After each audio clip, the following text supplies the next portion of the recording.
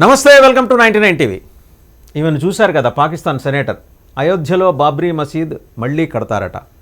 Challenge చేసింది, చేతులకు గాజులు తొడుక్కొని కూర్చోలేదు. మిమ్మల్ని తొడుక్కోమని కూడా అడగమమ్మా, మీ సంప్రదాయం ఏంటో దాని ప్రకారం వెళ్ళండి, నష్టమేం లేదు అంటే. ఆవిడేమంటుంది, ఫస్ట్ బ్రిక్ ఆఫ్ బాబ్రీ మసీదుకి తొలి ఇటుక ఎవరంటా తీసుకొచ్చి అక్కడ పెట్టేది Pakistan army chief general Asim Munir. ముందర ఆయన ఎక్కడున్నాడో మీకే తెలీదు. ఎక్కడో దిక్కు మొక్కు లేకుండా ఒక బంకర్లో దాక్కున్నాడని సమాచారం. లేదు, పెళ్ళాం బిడ్డలతో ఇంగ్లాండ్ పారిపోయాడని, ఆస్ట్రేలియాలో విహారయాత్రకు వెళ్ళాడని మళ్ళీ కథనాలు. ఆయన ఎక్కడున్నాడో దిగులు పెట్టుకుని 250 మంది ఆఫీసర్లు రాజీనామా చేశారు. 1200 మంది ఈ సాయుధ సిబ్బంది, వాళ్ళకి ఇంకా దిగులు ఎక్కువైపోయి జరాలు పెట్టుకుని వాళ్ళు రాజీనామా చేశారు. ముందర ఆయన్ని ఎతికిబట్టి తెచ్చుకొని తర్వాత మీరు అయోధ్యకు వచ్చి బాబ్రీ మసీద్ ఎలా కట్టాలి, దానికి ఇటుకలు ఎక్కడి నుంచి తేవాలి, ఆ ఫస్ట్ ఇటుకలో ఏది క్వాలిటీ ఇటుక, బాబ్రీ మసీద్ కట్టడం కోసం క్వాలిటీ ఇటుక ఆసిమ్ మునీర్కి ఇస్తూ ఫోటోలు ఎలా దిగాలి, ఇవన్నీ తర్వాత ఆలోచిద్దురు. కానీ మీకేంటంటే అమ్మా, మేము అమ్మ అనే సంబోధిస్తాం. మా దేశ సంస్కారం, మా దేశ సంస్కృతి. మేము అమ్మ అనే సంబోధిస్తాం పరాయి స్త్రీని. మీరు పక్క దేశంలో ఉన్నారు, సెనేటర్గా మీరు మీ దేశ ప్రజల భావోద్వేగాల్ని రెచ్చగొట్టడానికి మీరు ఆ మాటలు మాట్లాడుతున్నారో, లేకపోతే మీ కడుపులోనే అంత కుళ్ళు పెట్టుకొని విషం పెట్టుకొని మా మీద చిమ్మాలని చూస్తున్నారో తెలియదు. కానీ మీరు చేస్తున్న ఈ వ్యాఖ్యలు ఉన్నాయి చూసారా, అగ్నికి ఆజ్యం తోడైనట్టు. और कहा है कि अगर यहाँ पानी नहीं बहेगा तो खून बहेगा दरियाओं में.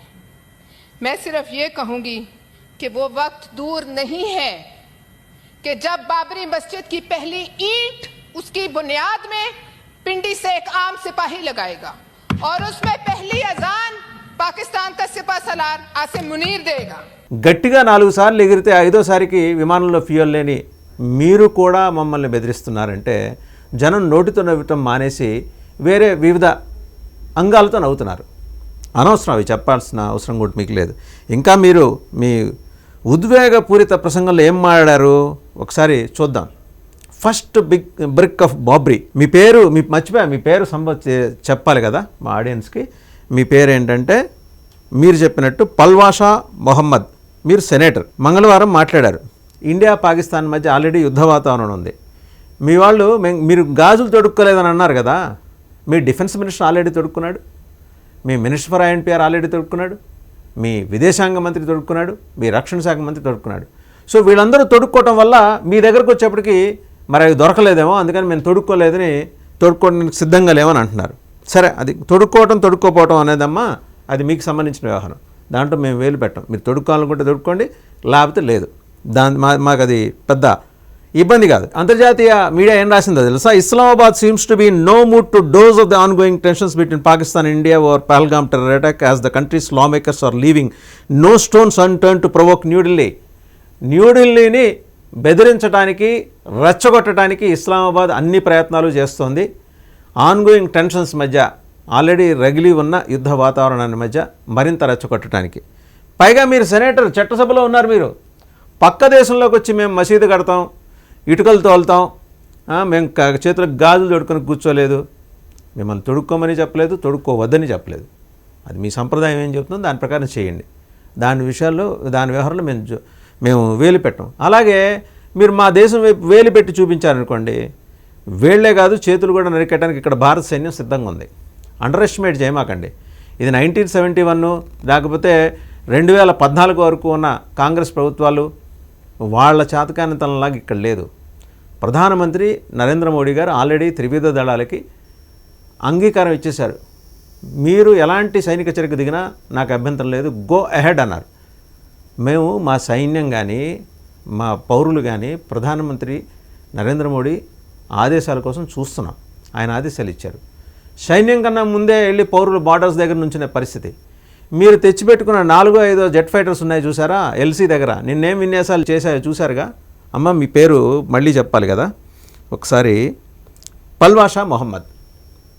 మీరేం చేయాలంటే, లైన్ ఆఫ్ కంట్రోల్ ఉంది కదా, లైన్ ఆఫ్ కంట్రోల్కి యువతలేమో భారత యుద్ధ విమానాలు ఫైటర్స్ ఉన్నాయి, అలాగే అవతల మేము ఒకటి తెచ్చుకుంటే మీరు 4 తెచ్చుకున్నారు. మీకు కొంచెం గాబరా ఎక్కువ కదా, 4 తెచ్చుకున్నారు. ఈ లైన్ ఆఫ్ కంట్రోల్లో మా ఆర్మీ ఎత్తుగడ చెప్తున్నా, నేను మీకు చెప్పకూడదు కానీ చెప్తున్నా. గాల్లోకి లేయంగానే మీరేమనుకుంటున్నారు, మా మీద వచ్చి దాడి చేస్తారని మీరు కూడా 4 విమానాలు గాల్లో లేస్తున్నాయి. లైన్ ఆఫ్ కంట్రోల్ దాకా మా విమానం వస్తుంది, మీరు కూడా అక్కడ దాకా వస్తున్నారు. దాడితే లేపేద్దాం, మా విమానాన్ని షూట్ చేద్దామని. అక్కడే కాసేపు చక్కర్లు కొట్టి మా విమానం మళ్ళీ మా ల్యాండ్ మీద ల్యాండ్ అవుతుంది. అదే ల్యాండ్ అవుతుంది మా భూభాగం మీద. మీరు పిచ్చి ముఖాల్లాగా ఆ 4 సార్లు 5 సార్లు మీ విమానాలు ఎగరేసి ఇలా వారం రోజులు చేశారనుకోండి, మీ దగ్గర ఉన్న ఫ్యూయల్ ఎగిరిపోద్ది. అప్పుడు ఏం చేస్తారు? వాడిని పెద్ద పెద్ద టిప్పర్లకు కట్టుకొని లాక్కెళ్ళాలి వెనక్కి. సో మీకు మింగ మెతుకు లేదు. మీసాలకి సంపెంగ నూనె ఎందుకమ్మా మీ ఆర్మీకి? సరే, అది వేరే విషయం. మీకు ఆపాటి తెలివితేటలు కూడా లేవా? మీరేమో అరేబియన్ సీలోకి వచ్చేసి మీరు వార్షిప్స్ మోహరించారు. మరోవైపు ఇంకొక వైపు ఏమో భూభాగంలో 8 యుద్ధ విమానాలను రెడీ చేశారు. ఈ లైన్ ఆఫ్ కంట్రోల్ ఉన్న చోటల్లా ఎక్కడుంటే అక్కడ బార్డర్స్ దగ్గర మనం క్లోజ్గా ఇండియా పాకిస్తాన్ ఉన్న చోట మా వాళ్ళు కూడా మోహరించున్నారు. మేము కవిస్తున్నాము. ఇప్పటిదాకా మీరు చేశారు కదా. మీ కవింపులో ఉగ్రవాదం ఉంది, మా కవింపులో ఏంటంటే సహనం ఉంది. రెండింటికి తేడా గమనించండి. మీ సివిలియన్స్ని పొట్టన పెట్టుకోవాలనే ఒక దుర్మార్గపు నైత్యపు ఆలోచన భారతదేశపు ఆర్మీకి లేదు, భారతదేశానికి లేదు. భారతదేశపు పౌరులు, సివిలియన్స్, పౌర సమాజంలో వెతుకుతున్న సంస్కారవంతమైన నాగరికులకు ఎవరికీ లేదు. సివిలియన్స్ పట్ల మాకు కూడా కన్సర్న్ ఉంది. లీటర్ పాలు 250 రూపాయలకి, లీటర్ మంచినీళ్ళు 140 రూపాయలకి, 8 స్లైసెస్ ఉన్న ఒక బ్రెడ్ ప్యాకెట్ 500 రూపాయలకి కొనుక్కుంటున్నా మీ దౌర్భాగ్యపు దరిద్రపు దీనస్థితిని చూసి జాలి పడుతున్నాం. కానీ మీ మీద దాడి చేసి మీ పసిపిల్లలు ఉసురు పోసుకోవాలని ఆలోచన ఇక్కడ ఎవరికీ లేదమ్మా. మీరు ఒక మహిళ, మీరు ఒక తల్లి కూడా అయి ఉంటారు. తెలుసు బిడ్డల ఆకలి ఎట్లా ఉంటుందో ఒక తల్లిగా మీకు తెలుసు. ఆకలి ఉండాల్సిన చోట మీకు ఉక్రోషం, ఆక్రోశం, అక్కర్లేని నాన్సెన్సికల్ వర్డ్స్ ఉంటున్నాయి. సెనేటర్గా మీరు మీ దేశ ప్రజలకి ఏదో మీకు ఒక అద్భుతం చూపించాలనుకుంటున్నారు. చూపించండి, అద్భుతాలు మాత్రమే చూపించండి. మీరు ఏమంటారు? ఇంకా ఏం మాట్లాడారు మీ గురించి? ఇంటర్నేషనల్ మీడియా ఏం రిపోర్ట్ చేసింది? Pakistani senator Palwasha Mohammad Zai Khan was recently captured giving out a belligerent rhetoric in which she declared that the brick of the new Babri mosque in Ayodhya will be laid by Pakistan army soldiers and the first azan will be given by army chief Asim Munir himself. ఎంత అసలు అంటే మీరు రెచ్చగొట్టే మాటలు, అసలు రక్తం మరిగిపోయే మాటలు, అటు కానీ ఇటు కానీ. ఎందుకంటే అక్కడ రక్తం మరిగిపోయి మీకేం కావాలి? మీ దేశం నుంచి మరింతమంది ఉగ్రవాదులను తయారు చేయడానికి మీకు వాళ్ళకి ఒక ప్రేరణ కావాలి. మీ మాటలే వాళ్ళకి ప్రేరణ, అదే ఆయుధం. వాళ్ళు వస్తారు, మీ ఉగ్రవాద క్యాంపులో చేరుతారు. వాళ్ళకు ఒక పూట పెట్టి ఒక పూట పెట్టక రకరకాల హింసలు పెట్టి వాళ్ళని చాలా రోబోస్ట్గా తయారు చేస్తారు. మీకు వెళ్ళండి, మీరు the moment you entered in the battle field, ఒకవేళ అమరులైతే మిమ్మల్ని దేవుడు నేరుగా వచ్చి 72 మంది కన్యలతో స్వర్గానికి తీసుకెళ్తాడు. ఒక్క కన్య ఇక్కడ వాళ్ళకి దొరికినా చాలు, ప్రశాంతమైన జీవనం గడుపుతూ పిల్లలకి మంచి విద్యాబుద్ధులు నేర్పుతూ ఏదో సాధారణ జీవనం గడిపినా దేశానికి ఒక ఆదర్శవంతమైన పౌరుడుగా ఆ ఉగ్రవాది ఉండే అవకాశం ఉంది. ఉగ్రవాదుల్ని తయారు చేస్తున్నారు మీరు. అదే మీ మాటల అర్థం. మీ ఆర్మీ చీఫ్ వస్తాడా? ఏంటి ఆయన పేరు? ఆసిమ్ మునీర్. ముందర ఆయన ఎక్కడున్నాడో గూగుల్కి తెలియట్లా, గ్రూప్కి తెలియట్లా. ఆ రెండింటికి తెలియనప్పుడు సాధారణ జనానికి మీ ఆర్మీ అండ్ మీ ఆర్మీ లెఫ్టినెంట్ కల్నల్ బుఖారీ ఉన్నారు కదా, ఆయనకి తెలుసు. ఎందుకంటే ఈ బుఖారీ గారే ఆసిమ్ మునీర్ గారికి లెటర్ రాశారు కదా మన ఈ మధ్య. అయ్యా గౌరవనీయులైన ఆర్మీ చీఫ్ గారు, మీరు ఎక్కడున్నా వెంటనే ఇంటికి వచ్చేయండి. మీ మీద బెంగ పెట్టుకొని పిల్లలు జ్వరాలు తెచ్చుకున్నారు. 250 మంది ఆఫీసర్లు అయితే ఆల్మోస్ట్ బెటర్ ఎన్నో. వాళ్ళని చూసి ఒక 1200 మంది దాదాపు 4 ప్రాంతాల్లో ఉన్న వెస్ట్ అండ్ నార్త్ ప్రాంతాల్లో ఉన్న సాయుధ సిబ్బంది మరీ బెంగ పెట్టేసుకున్నారు. వాళ్ళైతే కళ్ళు గుడ్లు తేలేసి మునీర్ గారు లేకుండా మేము యుద్ధం ఎట్టా చేస్తాం అని, ఆయన వస్తే కానీ మేము యుద్ధానికి రావని మారాన్ చేస్తున్నారు. అందువల్ల మీరు ఎక్కడున్నా వెంటనే వచ్చేయండి అని చెప్పేసి ఆయన ఫోటో కూడా పెట్టి లోకల్గా సర్క్యులేట్ చేస్తున్నారు. ఎక్కడ నేను కనిపిస్తే కాస్త వెంటనే మా ఆర్మీ హెడ్ క్వార్టర్స్కి పంపించేయండి. ఇది అటకారం కాదు. బుఖారీ రాసిన లెటర్లో అర్థం అదే. ఒకవేళ ఆయన నిజంగా రాసి ఉంటే అది ఫేక్ అని మాకు కూడా నమ్మకం ఉంది. మీ బుఖారీ మీ మునీరు కలిసి ఆడుతున్న నాటకం. జనాల్లో మరీ అంత ఎర్రెంగళప్పలు కాదు ఈ సోషల్ మీడియా యుగం. సో మీ పూర్తి పేరు ఇంకోసారి చెప్దాం. చాలా గంభీరమైన పేరమ్మా మీది. పల్వాషా మొహమ్మద్ జాయి ఖాన్. ఒక మహిళ అంత ఉగ్రరూపంతో ఆవిడ మాట్లాడటం, చెప్పటం, చెప్పి ఆవిడ హెచ్చరించటం, ఇంకా కాలు దువ్వటం. ఆవిడ ఇంకేమంటారు? was seen adding fuel to the already volatile situation between the two countries as the inflammatory statement came while she was addressing the Pakistani parliament. మీరు పాకిస్తానీ పార్లమెంట్లో నుంచొని మీరు రెచ్చగొట్టే విధంగా మీరు మాట్లాడారు. అప్పర్ హౌస్ ఆఫ్ ది పార్లమెంట్లో ఆవిడ ఏమంటారు? The first brick at the new Babri mosque in Ayodhya will be laid by Pak army soldiers. సైన్యం కూడా వచ్చేస్తారట. మేము ద్వారములు తెరిచియే ఉంచాం మీకోసం, మీరు వస్తే మీకు పుష్పగుచ్చాలు ఇచ్చి అయ్యో ఎంత దూరం నుంచి వచ్చారో, దారిలో కాస్త ఏమన్నా తిన్నారా, పాపం కాస్త తెప్పరలండి అని, ఎండాకాలం కదా, మీకు చల్లటి మజ్జిగ ఇచ్చి లస్సీ ఇచ్చి కూర్చోబెట్టి మీరు మీ అమ్మడి ఇటుకలు తెచ్చుకోకపోతే మా బట్టీల్లోంచి ఇటుకలు తీసుకొచ్చి అయ్యా మీరు వచ్చి ఇక్కడ ఇటుకలు పేర్చండి, పేర్చి ఇక్కడ మీరు అనుకున్నట్టు ఆవిడ అంటుంది కదా మాస్క్ కట్టండి అని చెప్పాలి అని చెప్తాము అని అనుకుంటున్నారు. మీరు ఒక బాధ్యత గల చట్టసభలో ఒక బాధ్యత గల చట్టసభ్యురాలు, మీరు are the respectable member of your parliament. Parliament ఎవరికైనా పార్లమెంటరండి.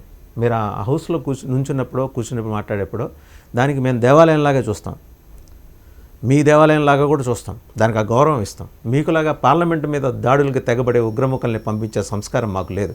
అది అబ్బుంటే ఇవాళ మీరు ఉండేవాళ్ళు కాదు, ఈ ప్రపంచ మ్యాప్లో మీరు ఉండేవాళ్ళు కాదు.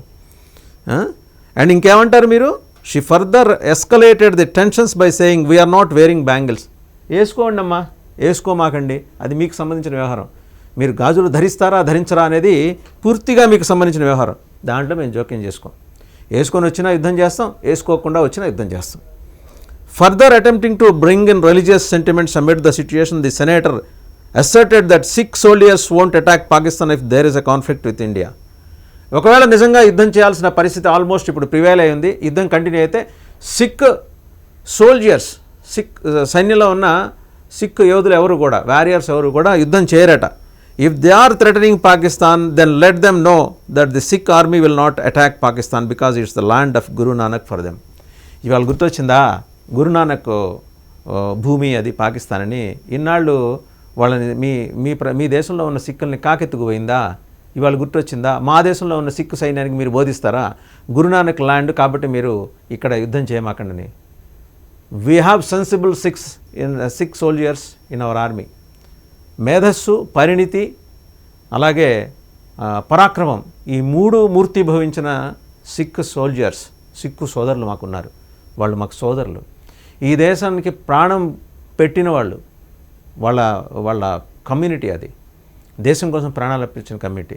మీరేదో గురునానక్ పేరు చెప్పి బిస్కెట్ వేద్దామంటే పడిపోవటానికి ఇక్కడ ఏమీ అట్లాంటి దృశ్యాలు ఏం లేవు.